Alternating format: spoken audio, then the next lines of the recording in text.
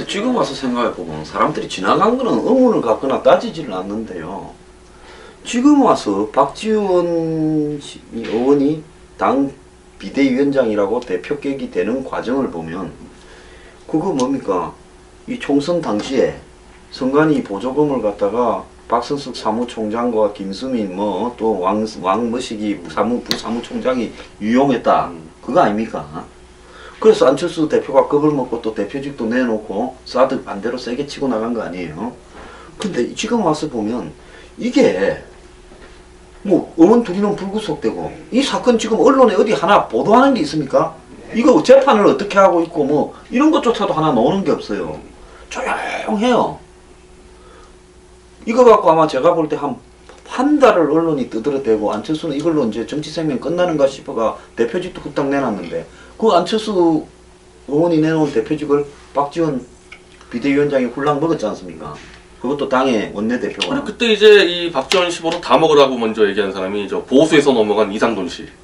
이상돈 씨는 원래 뭐 보수에 아주 강한 보수라고 했는데 들어가서 박지원 씨 보러 다 하라고 이렇게 해놓고 그분이 사드 배치 반대를 당론으로 정할 때 한마디도 안 했어요. 이상돈 씨가. 한마디도 안 하다가 어젠가 이제 발언하더라고. 사드 배치 당론이 너무 성급했다. 그럼 그때 얘기했어야죠. 이미 다 정해놨는데 이제 와서 또 문제를 제기하고 있습니다. 이제 와서. 그때 뭐 잠깐 졸았다 하면 되죠. 근데 중요한 거는 이 선거 자금 이 사건이 결국은 박지원 비대위원장 되는 거 말고는 안철수 당대표 목이 떨어진 거 말고는 의미가 아무것도 없고 사드 반대로 간 거 말고는 아무런 의미가 없잖아요. 지금 와서 생각했을 때 결국은 이 선거 자금 문제에서 박지원 비대위원장의 오른팔인 박선숙 의원이 사무총장으로 핵심적으로 관련됐는데 그 덕을 제일 본 사람은 또 박지원이고 나머지 사건은 이제 서지부지 없어져 버렸어요. 그러면 이게 애초에 박지원 비대위원장 만들기 위한 아니 그래서 그때 당시도 그런 얘기 있었죠. 그때 주로 이태규 의원하고 이쪽에 그 알력 싸움이다 그러는데 사실은 그때 김영환 사무총장 그 교수 있잖아요. 그 돈 했던 교수. 그 교수로 소개해준 게 김영환 사무총장 아닙니까? 숙대 김 교수. 그러니까 사실은 기영이 이 박지원 대표하고 김영환 사무총장과의 승부를 한 거랑 마찬가지가 돼가지고 김영환 사무총장이 힘이 다 떨어졌죠. 본인이 소개해준 사람 가지고 안철수 대표가 이렇게 곤욕을 치렀으니까. 근데 이번에 안철수 대표의 이 사드 반대 얘기를 보니까 박지원 대표하고 전혀 상의 없이 그냥 막 질렀는데 저는 그때 당시 안철수 대표가 사드 반대할 때도 그냥 누구 말 듣고 한번 지른 것 같고 이번에도 별 고민 안 하고 누구 말 듣고 한번 지른 것 같거든요. 그러니까 여기 이것도 보면은 박지원 세력과 좀 넓게 보면은 좀 김영환 이쪽 세력이 좀 충돌하는 게 아닌가 이 두 세력이. 그래서 좀 그렇게 분석하고 있습니다. 그 왜 안철수 씨는 지를 때 아무 생각 없이 그냥 한 번씩 내찔렀다가 이번에도 차라리 돌라면 깨끗하게 돌아버리는 게 낫잖아요. 아 그때 내 생각이 좀 부족했는데. 아니 그러니까 이게 안 되는 게요. 지금 저렇게 하면 굉장히 또 말 바꿔야 될 수가 있어요. 왜냐하면 미국이 중국 압박하면요, 중국이 그냥 형식적으로 또 제재하는 척 할 수가 있잖아요. 중국 입장에서. 그러면 그때 또 안철수 또 말 바꿔야 됩니다. 아 이제 중국이 제재할 거니까 사드 가져오지 말자. 그래서 그런 조건을 걸고 찬성하면 안 되는 거거든요. 자왕 뭐 그분은 정치를 한 지가 5년이 다 돼가는데 어찌 저 하는 게. 아니 솔직히 그 정계은퇴 하는 게 좋아요. 제가 볼 때 도저히 이 국제 정치판 정말 살벌한 상황이거든요. 그리고 국가적으로 위기고 이거를 끌고 갈 지도력도 없고 지식도 없고 본인 앞가림하기도 쉽지 않을 테니까 그냥 정계은퇴 하시는 게 이게 맞습니다. 이거. 그래서 제가 2012년에 그렇게 안철수 대표는 저기 좋아하는 주식이나 들고 안랩하면서 팔로알토에서 와인이나 들으라고 그렇게 이야기를 했는데 굳이 정치를 하러 오더니만 끝까지 가지도 못한 거 중간에 또 광을 파나 했더만 광도 못 팔고. 아니 세상에 대선을 될 뻔한 사람이 광도 못 팔고 저렇게 가버리는 건 처음 봤어요. 봤어요? 아니 내가 어떤 카드를 갖고 있으면 그걸 갖고 대선을 가거나 안 가면 광 팔아야 되는 거 아닙니까? 근데 뭔 저런 식으로 시부직하게 들어가면서 그러면서 정치판에 쏘갔다 하는 식으로 이야기하는데 쏘킨 사람이 바보지요. 자 그러면 더민주당은 이제 사드 어찌 되는 겁니까?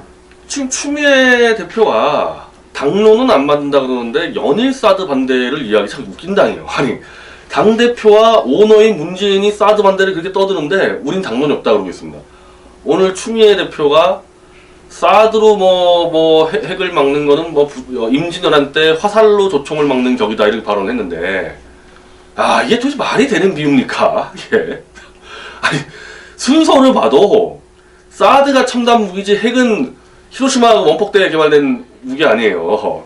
그거를 조총과 활로 비교해요. 참 추미애 대표 같은 경우. 영화 매트릭스 같은 데 보면 총알이 탁 날라오면 총알을 쏴가지고 이렇게 탁 떨어뜨리는 그런 이야기를 하고 있네.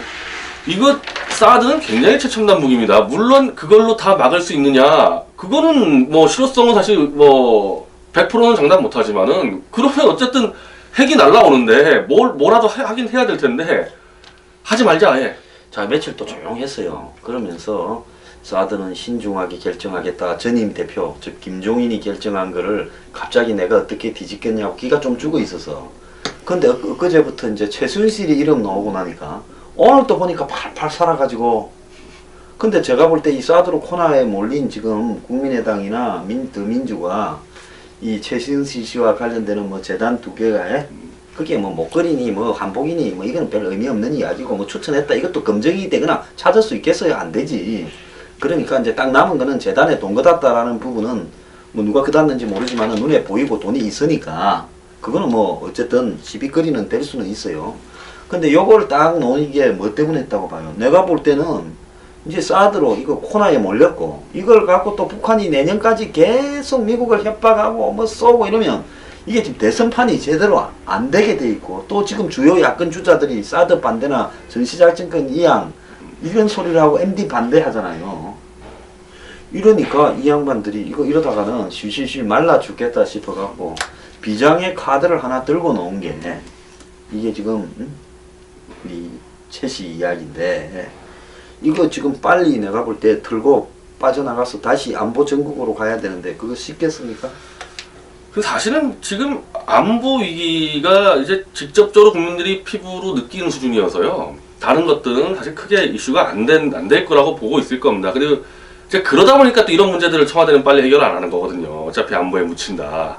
그래서 이게 늘 지금 최근 한 1, 2년 보면은 양쪽 다 지금 다 헛발질들을 막 하고 있어요. 이거 판 정리가 만약에 이런 거 깔끔하게 정리하고 안보로 그냥 완전히 밀어붙이면요. 야당 다 사실은 고사시킬 수 있는 정도 판인데 꼭 발목 한두 개 잡혀가지고 허우적허우적 되는 거죠.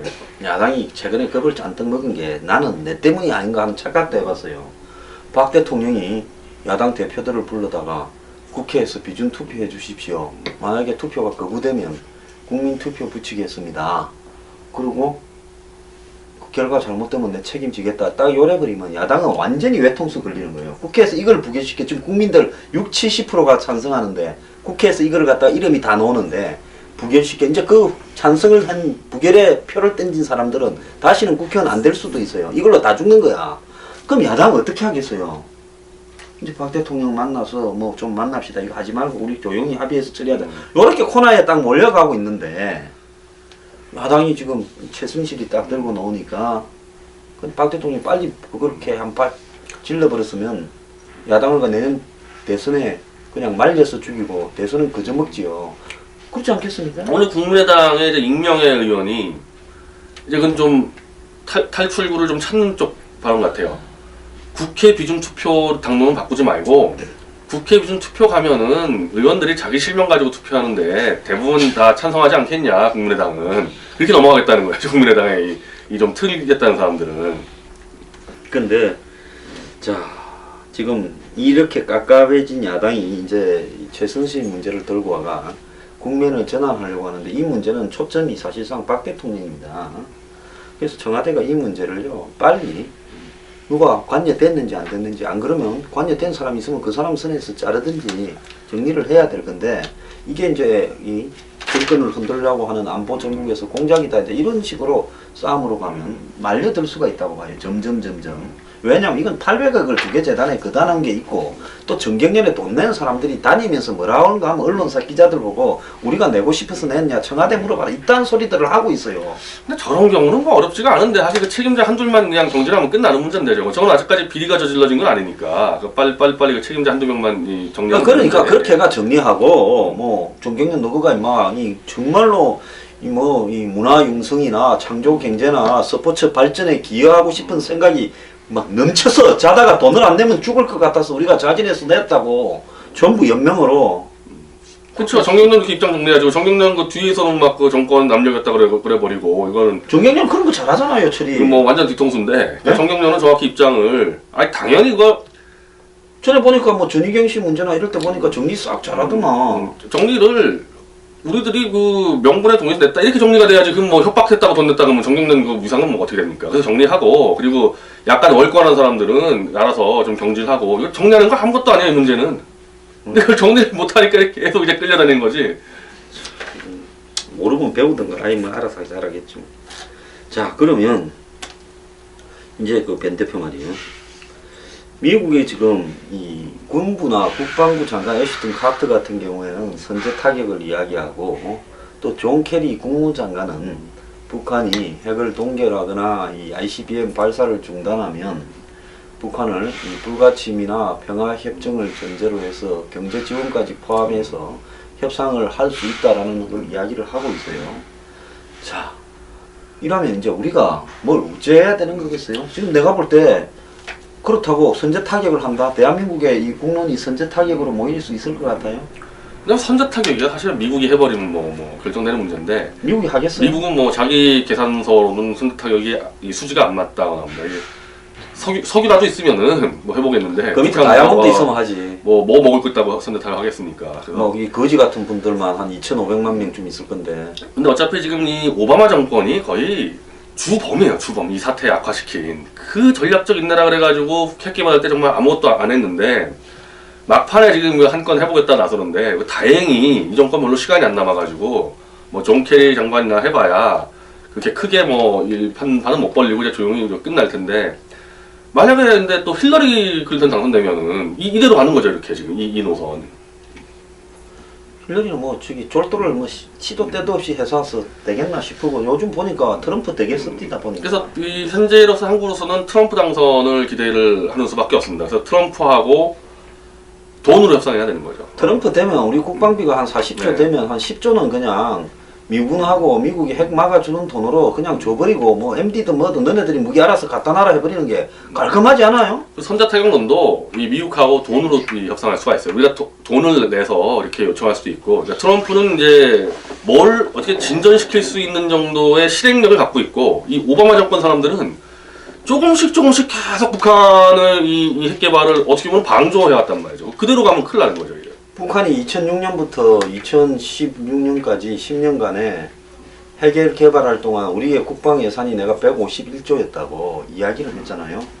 151조를 쓰고도 북한의 핵 문제에 대응을 뭘 했는지 내가 잘 모르겠어요. 근데 이번에 이제 기가 찬 거는 뭔가 하면 미국의 MD에 안 들어가고 한국형 독자 미사일 방어망 KMD를 구축하고 또 북한이 타격 징후가 있으면 선제 타격을 하겠다라는 킬체인 시스템을 구축하는데 거기에 핵심이 정찰 위성이 떠서 북한을 감시하는 거 아닙니까? 그래 미국 거 안 쓰고 우리가 독자적으로 하겠다고 위성 4개를 만드는데 지금 1조 원이 들어가고 있는 중인데 설계가 돼서 2시간 이렇게 타이밍으로 북한을 볼 수 있대요. 그러니까 이게 이제 지구가 자전도 하고 이러니까 2시간 봤다가 또 2시간 못 보고 이제 이런 식으로 가는데 그럼 북한이 이게 미사일을 쏘려고 하면 준비하는 시간이 2시간 더 걸려서 2시간 이렇게 이 타임으로 이걸 볼 수 있게 해놨으면 충분히 감시할 수 있대는데 북한이 고체 연료를 넣고 이 이동식 미사일대를 만들고 이러면서 이제 이걸 1시간으로 줄여버렸대요. 그래서 지금 1조 들이서 만들고 있는 이 정찰 위성 4개가 공중에 떠 있어 봤자 북한이 지금 미사일 발사 준비를 하고 핵 연료 뭐 이렇게 꽂고 이런 걸 감시를 못하게 돼서 이제 다시 해야 된다 해요. 이거 MD 들어가야 되는 거 아닙니까? 내가 옛날에 KMD니 킵체인이 대국민 사기고 버리지 말고 그냥 미국에 MD 들어가라고. 아니 근데 이제 들어가려고 해도 이제 돈을 왕창 내고 들어가야 되죠. 이제. 네? 이제 트럼프가 집권하면은 상당히 많은 돈을 내고. 아이 그 프로야구도 처음에 창단할 때 들어가면 예? 그냥 팀 운영비만 내고 들어가면 되는데 뒤에 프로야구 만들겠다 하면 경쟁 붙여가지고 무슨 그 프로야구 발전 기금 내고 그거 당연한 거 아닙니까? 그래서 이 경제적 출혈은 우리가 감당할 수밖에 없는 거예요. 그건 뭐 우리 잘못이니까. 그래서 그런 식으로 어쨌든 트럼프가 되면은 그래도 뭔가 풀 수 있는 여지들은 있다. 근데 클린턴이 됐다가는 지금처럼 해가지고는 이건 큰일 나는 거죠. 뭐 오늘 이야기 하려는 거 얼추 다 했는데 뭐 하실 이야기 있으십니까? 그 다시 이제 이 강조를 하면은 하여튼 지금 제가 볼 때 이 대한민국 정치 외교 안보를 완전히 엉망으로 만든 이 주범은 박지원이라고 봅니다. 이 박지원 한 명이 이 중앙에 있어가지고 지금 청문회법도 발의 못하는 것도 박지원 때문에 못하는 거예요. 이 새누리당이 다 박지원을 존경하고 있으니까. 그래서 이 박지원 문제를 국민의당 떠나서 국민들이 어떻게 빨리 퇴출시키느냐 박지원을, 저는 그게 이제 대한민국 이 안보에 관한 국론 통합하는데 가장 중요한 문제라고 봅니다. 보수의 입장에서 봤을 때 영악하기도 하고 아주 나쁜 사람이다 생각하시고 이런데 제가 안철수 처리하고 당의 비대위원장 깨차는 거 보니까 좀 날기는 난 사람이더만요. 지금도 사실은 좀 많은 정치 공작들을 하고 있어요. 지금 자기 좀 위기거든 사실 박지원 씨가. 네. 꽤 많은 공작들을 하고 있는 걸로 파악됩니다. 이번에 이 최씨 문제도 딱 나오는 타이밍을 보면 이거 옛날부터 돌아다니던 이야기였어요. 작년이라니요? 이건 TV조선에서 아마 올 초에도 막 보도가 됐었고 한 달 전에 했고 네. 미국의 그 썬데이 저널이라고 LA에서 나오는 인터넷 신문에 이미 오래 전에 보도가 됐던 내용이에요.